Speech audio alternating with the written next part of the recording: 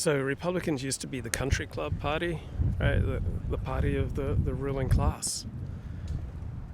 It was the party of the rich people and the educated people, and the party of CEOs, the party of business, and the defense establishment, people who put national security first. And then in the age of Trump, not because of Trump, but right-wing parties in general have moved down market and become parties of the working class. So obviously a party of the working class is not going to be a party of the ruling elite. And so it's interesting in my lifetime, right? I moved to California in 1977, and Republicans were still the country club party of business. And now they're largely the party of the working class. The Tories have largely become, in England, the party of the working class. So aesthetics, I think, has so much to do with people's political, cultural, social, and religious choices. And I think a major reason that Richard Spencer moved from right-wing ethno-nationalist to Biden-supporting liberal is aesthetics. Like, he didn't like the type of people that he was associated with in the MAGA crowd. He found them down market, uneducated, stupid, unappetizing, gross. And he noticed that the most educated, elite, powerful people we most wanted to hang out with, right, were overwhelmingly Democrats. And I think that had a profound effect on his political change. And not just on him, on a lot of people, right? We want to feel something. We want to be aligned with something that is cool and appealing. We want to be part of something beautiful, like the Sydney Harbour here, the Sydney Opera House, and the Botanical Gardens.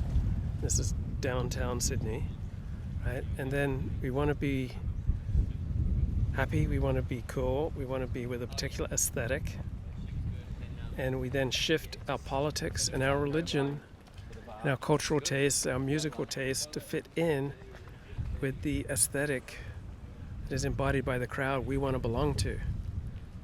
So people may move from low church to high church, right? People may move from more primitive forms of religion to more intellectual forms of religion, depending on what social class they want to hang out with, right?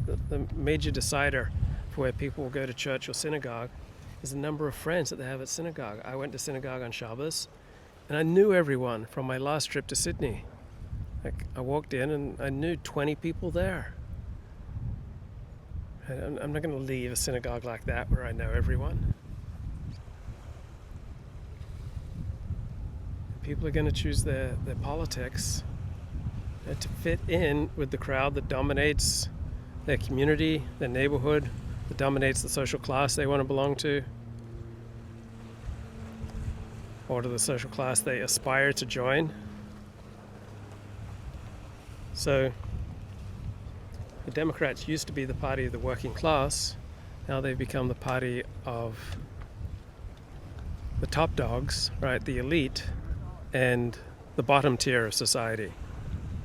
The Republicans have moved to an increasingly populist appeal. So populism depends upon the notion of a public, right? That there is such a thing as a general public who are united around certain values, causes, issues, as opposed to the elites, right? The elites can only rule by divide and conquer. The elites can only rule if society is segmented, is multicultural, is divided up, and then the elites can make alliances, such as with doctors or CEOs or professors, intellectuals, the literati. Right? That's how elites rule, by making alliances in a segmented, multicultural society.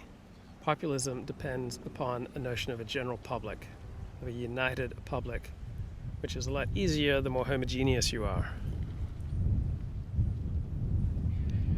Populism doesn't have definitive political principles. It's a reaction. Populism is a reaction against ruling elites. It doesn't last. Almost by definition, there can't be populist institutions. Populism is a spasm, it's a reflex, it's a reaction. And it's usually a reaction of the public against the elites.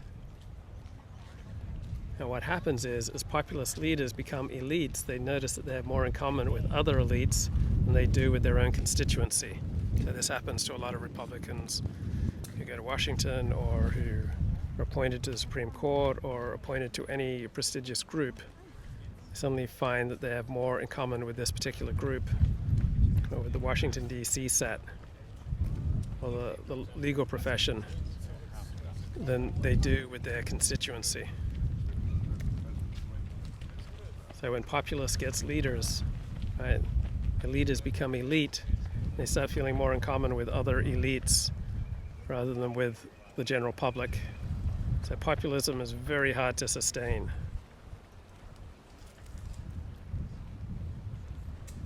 It's a periodic, episodic reaction.